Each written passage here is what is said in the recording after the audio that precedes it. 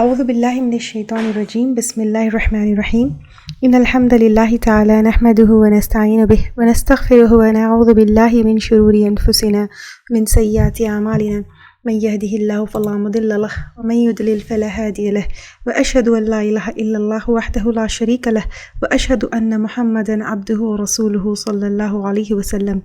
तमाम तारीफ़ें अल्लाह के लिए हैं, हम उसकी तारीफ़ करते हैं और उससे मदद और माफ़ी तलब करते हैं। हम पनाह मांगते हैं अल्लाह अज़्ज़ व जल की उसकी बुराइयों से और तमाम बुरे कामों से। जिसे भी अल्लाह की हिदायत मिले उसे कोई गुमराह नहीं कर सकता, और जिसे अल्लाह ने गुमराह किया उसे कोई हिदायत नहीं दे सकता। हम गवाही देते हैं कि इबादत का हक़दार सिर्फ़ अल्लाह है और कोई उसका शरीक नहीं, और गवाही देते हैं कि मोहम्मद सल्लल्लाहु अलैहि वसल्लम अल्लाह ताला के बंदे और रसूल है, और अल्लाह अपनी सलामती भेजे अपने आखिरी नबी पर, उनके अहल व आल पर, उनके सहाबा पर। अस्सलामु अलैकुम व रहमतुल्लाहि व बरकातुहू। जो भी हक़ मैं आप लोगों के सामने पेश करूं वो अल्लाह ताला की तरफ से, और अगर मुझसे कोई गलती या कोताही हो जाए तो मेरी तरफ से और शैतान की तरफ से। कुछ जो है मैं आपके सामने केसेस रखती हूँ, तो फिर उसके बाद आप लोगों को ये चीज़ें और अच्छी तरीक़े से समझ में आएंगी। अगर 1000 रुपीज़ का शुगर बैग है, उसको कोई क्रेडिट पर लिया जो कुछ दिन के बाद पे करेंगे तो 1500 रुपीज़ उसके बदले में देंगे। Is it allowed? Yes it is allowed. क्यों? शेख बिन बाज़ का फतवा है इसके ऊपर, अलाउड है। ये इंस्टॉलमेंट्स की कैटेगरी में आएगा, और ये जो वेट में मेजर की जाने वाली एक कैटेगरी है वो ऊपर जो है मीडियम ऑफ एक्सचेंज से है। ये सेम नहीं है। जैसे शुगर टू जो है सॉल्ट होता तो फिर उसका केस अलग होता था, लेकिन ये शुगर टू कैश है, तो ये जो है डिलेड पेमेंट के जो है उस पर दी जा सकती है, ये रिबा में नहीं आएगा। अब इसमें क्या है, ये इंस्टॉलमेंट्स को जैसे हम डिटेल में लिए थे कि 10 लाख की गाड़ी 12 लाख में बेची जा सकती है, यहाँ पर 1000 रुपये का जो है शुगर बैग 1500 रुपीज़ पे इसने दिया डिलेड पेमेंट के उस पर।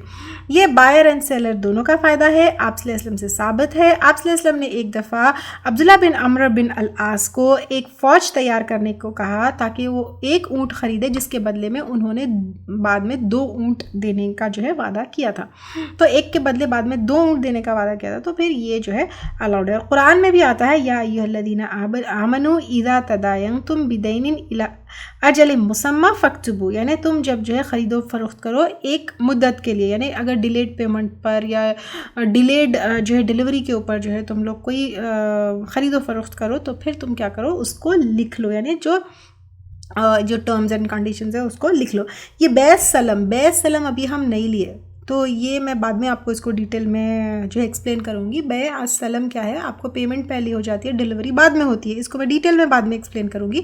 यहाँ पर क्या है, डिलीवरी पहले हो गई, बैअ सलम का ऑपोजिट है, डिलीवरी पहले हो गई, पेमेंट जो है बाद में हो गया, तो फिर ये अलाउड है। लेकिन स्टिल इसमें डिफरेंस ऑफ ओपिनियन है। कुछ हैंडफुल ऑफ स्कॉलर्स ने जो है इसको मना किया है और इसको जो है हलाल करार नहीं दिया है, और जो है इसको वो कह लें उनके ओपिनियन में, बट वो थोड़े से स्कॉलर्स हैं जिसके ओपिनियन में ये इंस्टॉलमेंट्स पर रेट बढ़ा कर देना इसको मना किया है। लेकिन मैक्सिमम नंबर ऑफ स्कॉलर्स ने इसको अलाउ किया है, बिकॉज वअहल्लल्लाहुल बैअ व हर्रमर रिबा, अल्लाह ताला ने जो है ख़रीदो फरोख्त को हलाल किया है और सूद को जो है हराम किया है। तो जो स्कॉलर्स इसको अलाउ करते हैं उनका यही कहना है कि ये मामलात में सब कुछ अलाउड है अनलेस उसकी दलील नहीं मिलती है। यानी हम पहले ले चुके कि ट्रेड ट्रांजैक्शंस में और सारी चीज़ों में जो है सब कुछ अलाउड है अनलेस एंड अनटिल कि it is prohibited by Quran और अहादीस। तो ये चीज़ डिलेड पेमेंट के ऊपर हम प्राइस बढ़ा सकते हैं, ये अहादीस से या कुरान से साबित नहीं है, तो इसलिए स्कॉलर्स ने इसको जो है अलाउ किया है। अगर ईना इसमें इन्वॉल्व है तो ये हराम है। और ईना क्या है वो हम पहले ले चुके कि सेम सेलर जो है बायर से बाय करता है, सेलर को जो है क्या करता है, डिलेड पेमेंट के ऊपर देता है, लेकिन डाउन पेमेंट के ऊपर उसी चीज़ को कम दाम में ख़रीद लेता है। तो अगर ये चीज़ जो है इसके अंदर इन्वॉल्व है तो फिर ये हराम है। ओके, बैइना में बायर को जो है चीज़ की ज़रूरत नहीं होती है, लेकिन यहाँ पर इस तरह के सेल में बायर को जेन्युइनली चीज़ की या कमोडिटी की ज़रूरत होती है और इसको जो है वो चीज़ चाहिए। अच्छा, अब क्योंकि बायर जो है क्या करता है, उसको डिलेड पेमेंट के उस पर जो है ये चीज़ ले लेता है अगर बायर जो है या ख़रीदने वाला जो है इसको कहीं और बेच देता है तो भी ये अलाउड है, क्योंकि ये ईना नहीं है। और ईना में क्या होता है, जो चीज़ बायर ख़रीदता है वो ओरिजिनल सेलर को बेचता है, लेकिन यहाँ पे सेलर को नहीं बेच रहा है, लेकिन एक प्रोडक्ट या गुड या कमोडिटी को टोटली अपने पोजेशन में लेने के बाद वो क्या करता है, उसको कहीं और बेचता है। और जो चीज़ अपने पोजेशन में है वो बेची जा सकती है, और जो चीज़ अपने पोजेशन में नहीं है उसको नहीं बेची जा सकती है। और जो चीज़ मैं बार बार इन चीज़ों को रिपीट कर रही हूँ और जैसे जैसे अहादीस है वो सामने आप लोगों के रख रही हूँ कि जो चीज़ अपने पोजेशन में नहीं है उसको नहीं बेची जा सकती है। इसके बारे में अबू दाऊद में हदीस आती है, ला तबअ मा लैसा इंदक, जो तुम्हारे पास नहीं है वो मत बेचो। और ना कि सिर्फ मत बेचो बल्कि एक और हदीस है, इज़श्तरैत बैअन फला तबिअहु हत्ता तक़बिदहु, यानी आप सल्लल्लाहु अलैहि वसल्लम फरमाते हैं जो कुछ तुम ख़रीदते हो तो फिर उसको जब तक ना बेचो जब तक कि तुम उसके ऊपर कब्ज़ा ना पालो। यानी अपने जो मैंने आप लोगों को पहले बताया था कि अपनी जगह पर, अपने स्टोर में, अपने घर पर या अपने गोदाम में जो है उसको शिफ्ट करना ज़रूरी है, वो इसी हदीस से जो है साबित है। इब्ने उमर रज़ियल्लाहु ताला अन्हु बहुत जल्दबाजी करते थे बेचने के लिए, तो आप सल्लल्लाहु अलैहि वसल्लम ने किसी को भेजा और जब तक माल ट्रांसफ़र ना हो उसे बेचने से मना किया। और ये भी रिवायत से साबित है कि सेम प्लेस पर बेचना भी जो है मना किया गया है। जब कोई चीज़ को ख़रीदो, जब किसी चीज़ को ख़रीदो तब तक ना बेचो जब तक कि उसे पूरा कब्ज़े में ना पालो। और एक और हदीस है सही मुस्लिम की, इज़ा तामन फला तबिअहु हत्ता तस्तदफियहु, जब तक चीज़ पूरी हासिल ना कर लो उसे ना बेचो। ये आप सल्लल्लाहु अलैहि वसल्लम ने बताया है।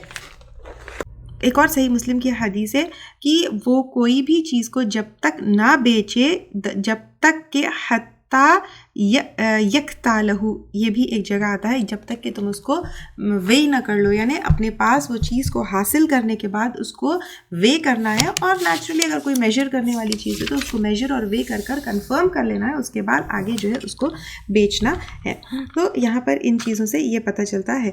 अच्छा, अब इसमें यह है कि अभी हमने डिलेड पेमेंट के ऊपर जो है जो बात की थी, उसमें यह है कि अगर इस्तात रखते हैं तो इमीडिएटली पे करना है, लेकिन डिलेड पेमेंट के ऊपर इस्तात रखने के बावजूद नहीं रखना, नहीं जो है पेमेंट को डिले करना है। बुखारी की हदीस है, आप सल्लल्लाहु अलैहि वसल्लम ने मना किया, अगर कोई इस्तात वाला पेमेंट डिले करे तो उसने जुल्म किया।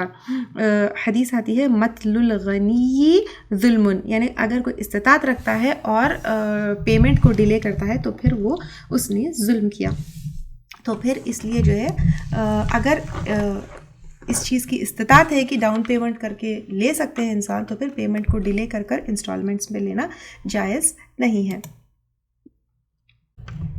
तो अब हम लोगों ने जो है यहाँ पे खाने पीने के सामान की बात की थी, लेकिन इससे पहले इंस्टॉलमेंट्स की भी बात की थी।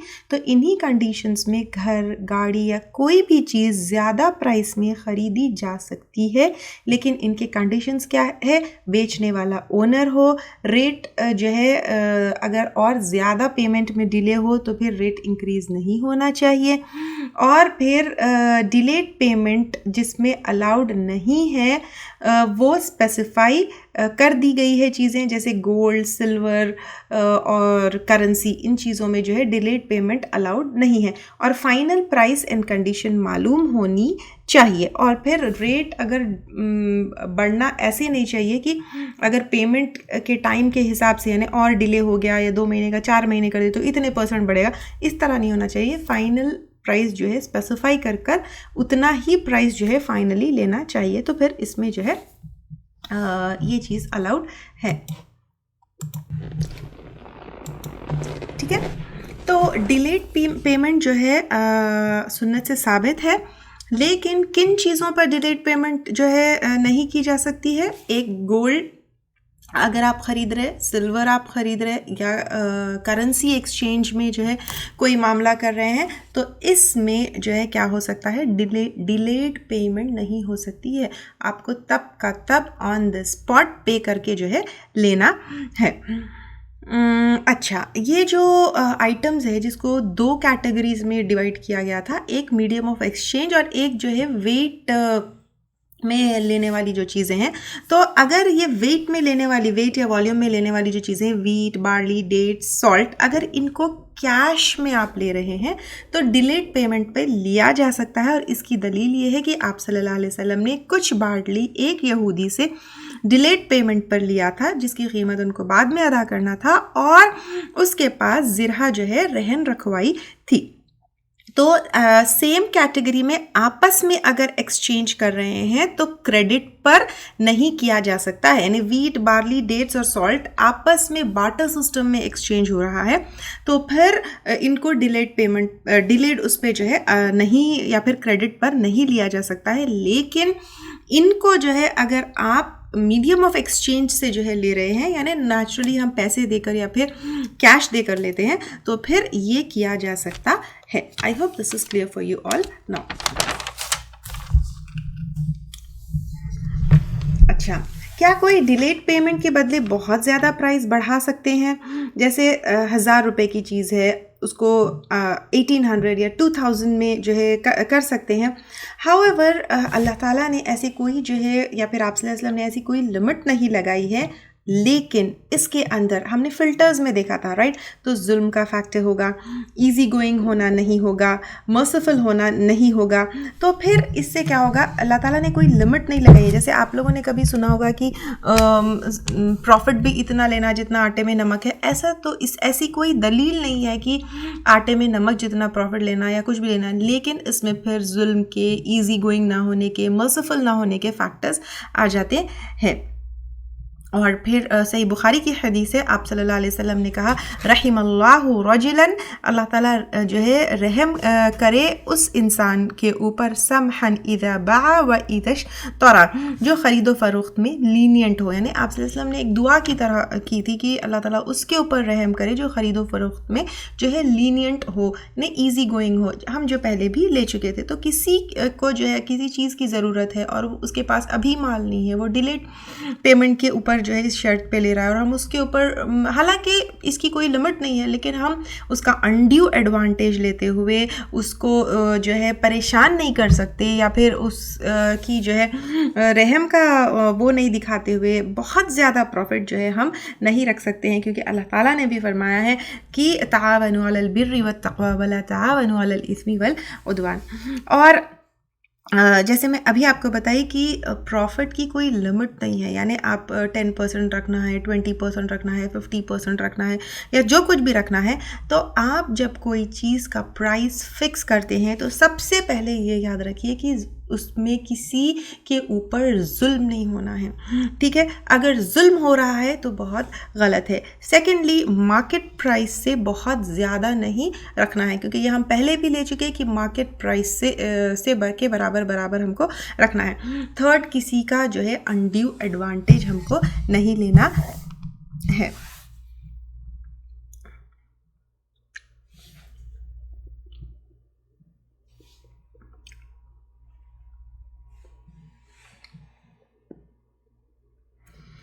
अब एक और चीज़ यहाँ पे इंस्टॉलमेंट्स में मैं बात करना चाहूँगी कि एक डील है, ठीक है, वो कंप्लीट हो गई, दोनों की म्यूचुअल कंसेंट से कंप्लीट हुई, प्राइस भी फिक्स हो गई, और उसके बाद ऑप्शन जो है इंस्टॉलमेंट्स का है।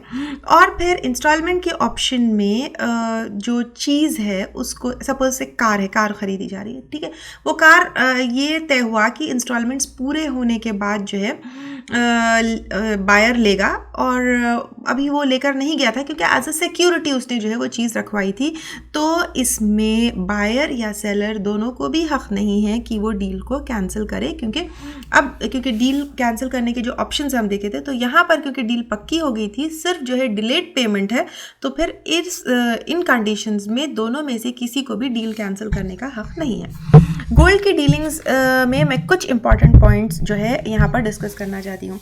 सबसे पहले, गोल्ड की डीलिंग में सेम ऑन द स्पॉट होना है, गोल्ड टू गोल्ड अगर आप एक्सचेंज कर रहे हैं तो सेम वेट जो है लेना है।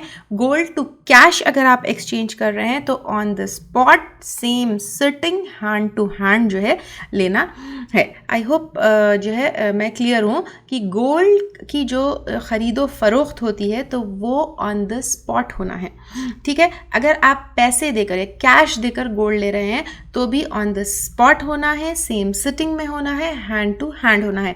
आप गोल्ड को जो है आज ख़रीद के शाम में नहीं ले सकते, आप गोल्ड को जो है इंस्टॉलमेंट्स पे नहीं ले सकते, आप गोल्ड को यहाँ तक के ऑनलाइन जो है उसकी बाइंग नहीं कर सकते हैं, क्योंकि उसको on the spot hand to hand same sitting लेना है। और ये कैश की बात कर रही है, और गोल्ड टू गोल्ड एक्सचेंज कर रहे हैं तो सेम वेट लेना है। और अगर जो है आपने गोल्ड ख़रीदा है, ठीक है, आप जब आपने गोल्ड ख़रीदा है तब रेट कम था और उसके बाद आपने बाद में गोल्ड बेचा है और तब उसका रेट बढ़ गया, तो क्या ये अलाउड है? क्या ये रिबा में आएगा? नहीं आएगा, ये बाइंग एंड सेलिंग में आएगा। जब आप गोल्ड ख़रीदे थे उसका रेट कम था, बाद में उसका रेट बढ़ गया, आपने जाकर उसको बाज़ार में बेच दिया, तो उसमें कोई हर्ज नहीं, ये ख़रीदो फरोख्त में आता है।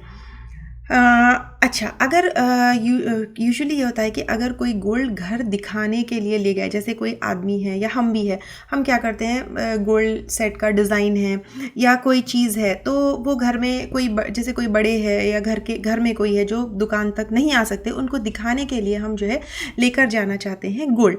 तो फिर इसमें क्या है, यानी क्योंकि गोल्ड की तो डीलिंग हैंड टू हैंड होनी है और ऑन द स्पॉट होनी है, तो फिर इसमें यह है कि हम इस शर्त पर गोल्ड ले जाएं घर पर कि अभी सेल नहीं हुई, अभी डीलिंग नहीं हुई और अभी फाइनल उसका हिसाब भी नहीं करना है। घर आप जो है कुछ सिक्योरिटी रखाकर आप गोल्ड ले जाइए घर पे पसंद, और ये कंडीशन पर भी ले जाते हैं कि अगर वो गोल्ड सेट पसंद आ गया तो फिर हम लेंगे, नहीं आया तो फिर हम नहीं लेंगे। तो फिर जब घर ले गए आप उसको वापस लेकर आते हैं, तो जब आप उसका बैठिए, हिसाब करिए, डीलिंग करिए और ऑन द स्पॉट उसको जो है पेमेंट करिए, और फिर जब वो चीज़ जो है आप अपने पोजेशन में लीजिए।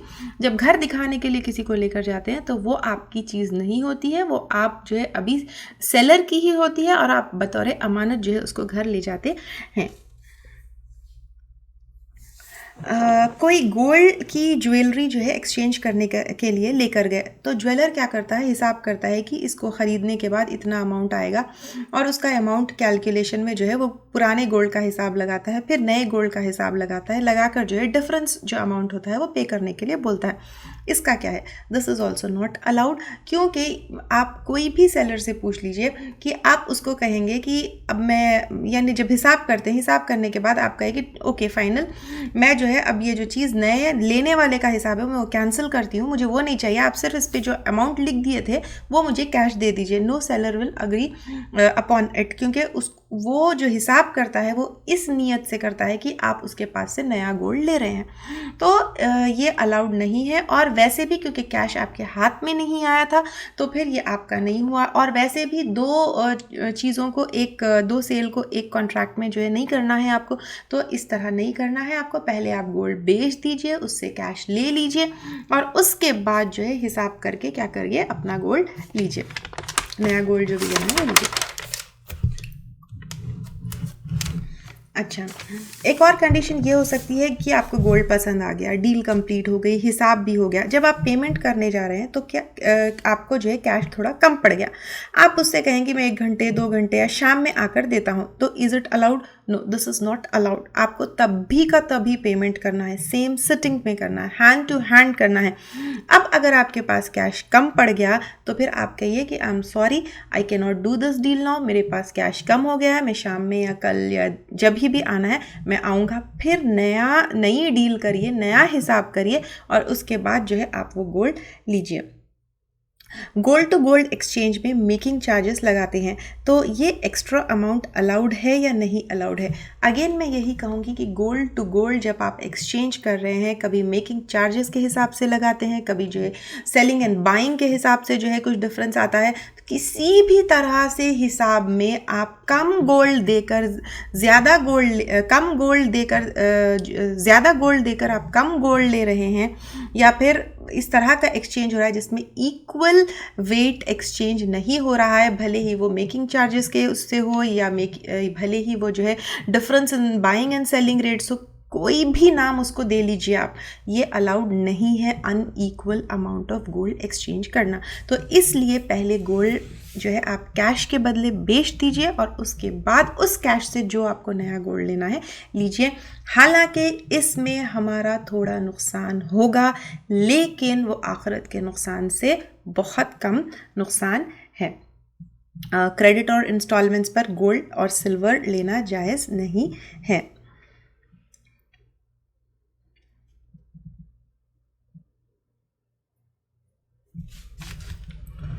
गोल्ड की पेमेंट के लिए चेक नहीं दे सकते हैं, क्योंकि चेक इज़ नॉट कैश।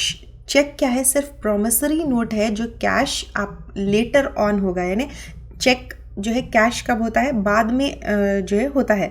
तो गोल्ड की payment hand to hand on the spot करना है, तो फिर गोल्ड की पेमेंट चेक में नहीं हो सकती है।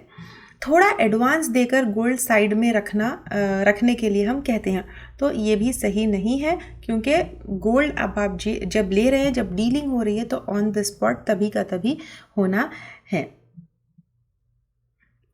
अच्छा, मैं एक चीज़ जो है पहले हराम उसमें डिस्कस की थी, किस चीज़ में कुछ चीज़ें जो हराम है उस पर मैं डिस्कस की थी कि ब्लड का बेचना और ख़रीदना जो है ये हराम है जी। हदीस से साबित है कि जो चीज़ हमारे लिए अल्लाह ताला ने हराम की है उसकी ख़रीद व फ़रोख्त जो है हराम है। तो क्योंकि ब्लड हमारे लिए खाना जो है हराम है, तो उसका ख़रीदना या बेचना भी हराम है। जैसे हमने पहले देखा था कि चर्बी जो थी, मुर्दार की चर्बी, उसका हालांकि कुछ ग्रीजिंग वगैरह के लिए यूज़ होता था, तब भी आप सल्लल्लाहु अलैहि वसल्लम ने उसको बेचने से क्या किया? मना किया।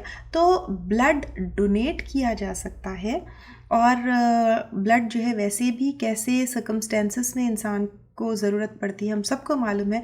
तो हमारी सोसाइटी में इतनी जो है रहम दिली, इतनी मर्सी और इतना जो है वो तो होना चाहिए कि हम किसी की मदद करें ब्लड डोनेट करके। तो ब्लड डोनेट किया जा सकता है, लेकिन ब्लड बेचा नहीं जा सकता। रही बात ख़रीदने की, तो कैट्स एंड डॉग्स की सेलिंग एंड बाइंग में जैसे हम देखे थे, तो अगर मजबूरी में आपको ख़रीदना पड़ रहा है, कोई डोनर नहीं मिल रहा है, तो फिर आपके ऊपर गुनाह नहीं है। लेकिन अगर कोई आगे आकर डोनेट कर दे तो फिर वो बेहतर है। कुछ इम्पॉर्टेंट पॉइंट्स मैं पेपर करेंसी के बारे में लेना चाह रही हूँ यहाँ पर। पेपर करेंसी जो है अकॉर्डिंग टू स्कॉलर्स ऑफ फिक़्ह मीडियम ऑफ एक्सचेंज है, तो ये सेम कैटेगरी में फॉल होता है जिसमें सिल्वर एंड गोल्ड है।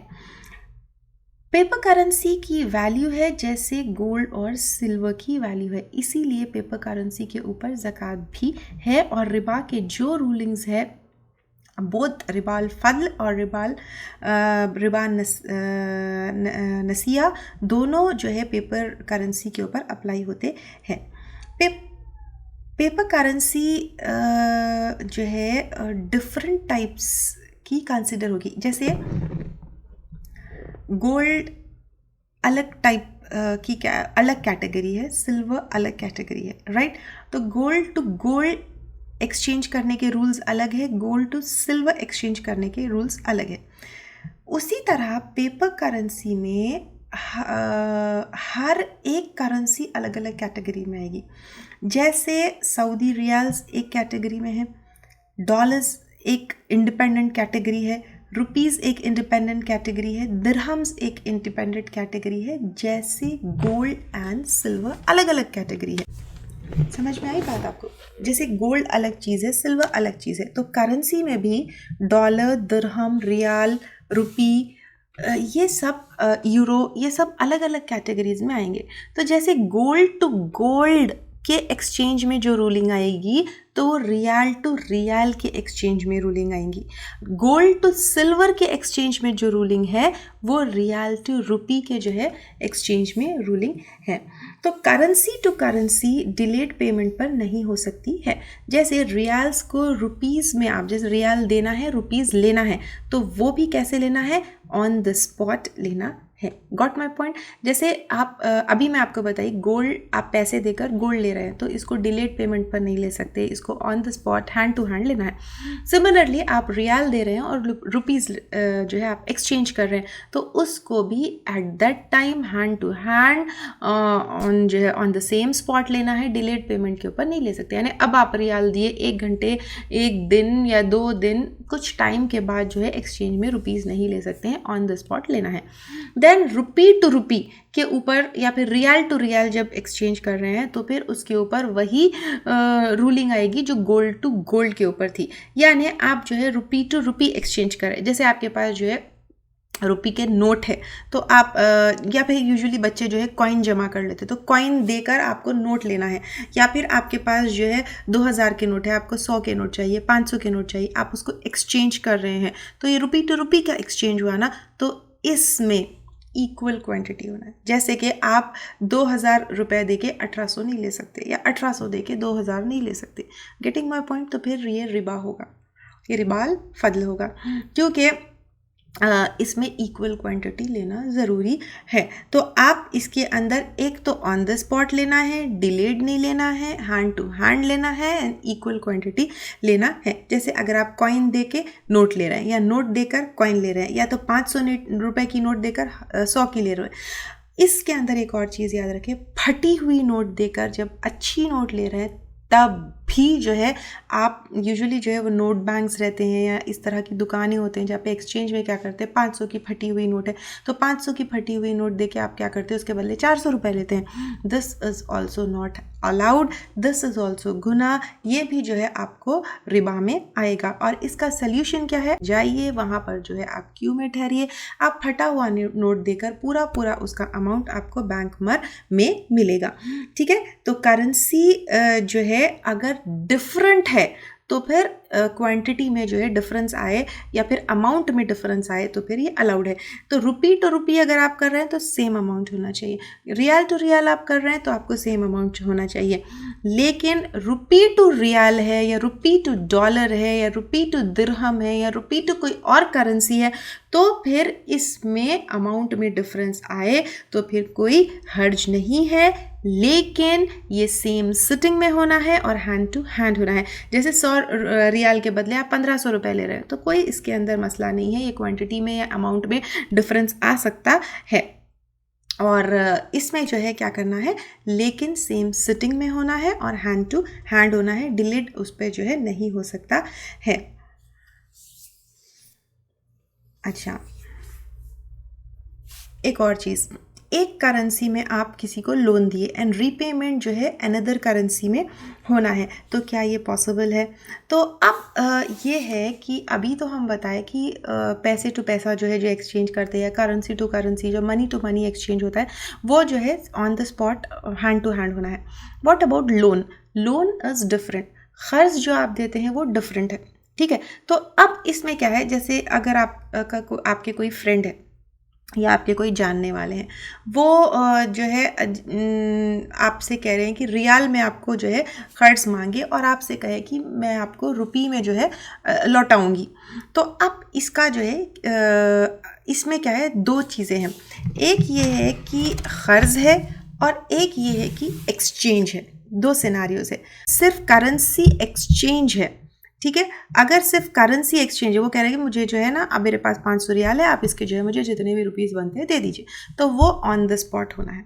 अगर ऑन द स्पॉट पॉसिबल नहीं है तो इमीडिएटली आपको जो है यहाँ पर आप हैंड ओवर कर रहे हैं, इमीडिएटली उनको चाहिए कि वहाँ पर आप या तो आपके कोई फैमिली मेम्बर या दोस्त है वहाँ पर इमीडिएटली हैंड ओवर कर दे या फिर आपके बैंक में जो है इमीडिएटली ट्रांसफ़र कर दे। ये एक चीज़ होनी चाहिए अगर ये एक्सचेंज है। अगर ये कर्ज है तो फिर क्या है, जैसे कर्ज क्या होगा, मैं 500 रियाल आपको दी तो आप क्या करेंगे, उसमें जो है मुझे इसका जो भी रुपी का अमाउंट होगा वो आप मुझे वापस करेंगे। अब इसका किस दिन जो है हिसाब लगाना है, यानी किस दिन के रेट से आपको देना है। अगर 500 रियाल में दिया, आप कहेंगे कि मुझे क़र्ज़ है मैं, लेकिन ये क़र्ज़ कब वापस करूँगी, जब एक महीने के बाद, 2 महीने के बाद, 3 महीने के बाद, जो भी टाइम है, तो फिर उसके बाद जो है मैं आपको ये क़र्ज़ वापस कर दूँगी, आप मुझे 500 रियाल जो है क़र्ज़ दीजिए। तो अब इसमें जब 500 रियाल क़र्ज़ दिए तो किस दिन के जो है करेंसी एक्सचेंज रेट से वापस होगा, क्योंकि अब आप देंगे 2 महीने का जो है टर्म था, 2 महीने के बाद तो रेट चेंज हो जाता है, हो सकता है बढ़ गया, हो सकता है कम हो गया। तो फिर at the time of repayment, यानी क़र्ज़ जब वापस किया जाता है, उस वक्त करेंसी का जो रेट होगा वो रेट से जो है क़र्ज़दार को चाहिए कि वो वापस करे। क्यों, इसको मैं एक्सप्लेन करती हूँ। क्योंकि क़र्ज़ कितना लिए, 500 रियाल लिए, ठीक है। तो 500 रियाल अगर क़र्ज़ लिए तो क़र्ज़दार का काम है कि वो जिससे क़र्ज़ लिए वो 500 रियाल क़र्ज़ लौटाए। तो फिर जिस दिन वो क़र्ज़ लौटा रहा है, ठीक है, जिस दिन वो क़र्ज़ लौटा रहा है उसके पास 2 ऑप्शंस है, या तो वो 500 रियाल के बदले 500 रियाल दे दे, या फिर वो 500 रियाल के बदले अगर कोई और करेंसी में दे रहा है तो देते वक्त रीपेमेंट के टाइम पर जितना जो है कोई और करेंसी दे रहा है उस जितनी वैल्यू उस दिन जो है करेंसी की है वो उतनी दे, उसमें ज़्यादा भी नहीं देना है, कम भी नहीं देना है। ज़्यादा के बारे में तो है कुल्लु क़र्दिन जरअ मनफ़अतिन फ़हुवा रिबा, जो भी क़र्ज़ जो है उसके ऊपर फ़ायदा आता है तो फिर वो रिबा है। क्योंकि आप देखिए अगर क्या कहते हैं अपने अमाउंट में, यानी अगर देते वक्त जो है ज़्यादा अमाउंट आ गया तो फिर नहीं हो सकता, क्योंकि यूजुअली क्या होता है कि अगर 500 रियाल जैसे कि आज अगर मैं क़र्ज़ दी, ठीक है, 500 रियाल का मैं क़र्ज़ दी और आज ही मैं बैठ के क़र्ज़ देते वक्त ही हिसाब कर ली, देखो आज के हिसाब से 500 रियाल के इतने पैसे बनेंगे। अब हो सकता है उसका जो है करेंसी जो है रेट कम हो जाए और जिस दिन देना है उस दिन जो है रेट कम था और ज़्यादा अमाउंट आपके पास आए तो फिर ये तो रिबा हो जाएगा। और अगर क़र्ज़दार रख लिया और इसका जो है इसके ऊपर जो है वो किया तो फिर इसके ऊपर भी जुल्म हो जाएगा। तो ना रिबा अलाउड है ना जुल्म अलाउड है। तो at the time of repayment, जिस दिन क़र्ज़ वापस किया जा रहा है उस दिन करेंसी का जो रेट है उस हिसाब से पैसे क़र्ज़दार को लौटाना है, यही दुरुस्त है और शरीयत में यही अलाउड है। I hope this is clear for you all. वाक़िर दावाना अनिल हम्दुलिल्लाहि रब्बिल आलमीन।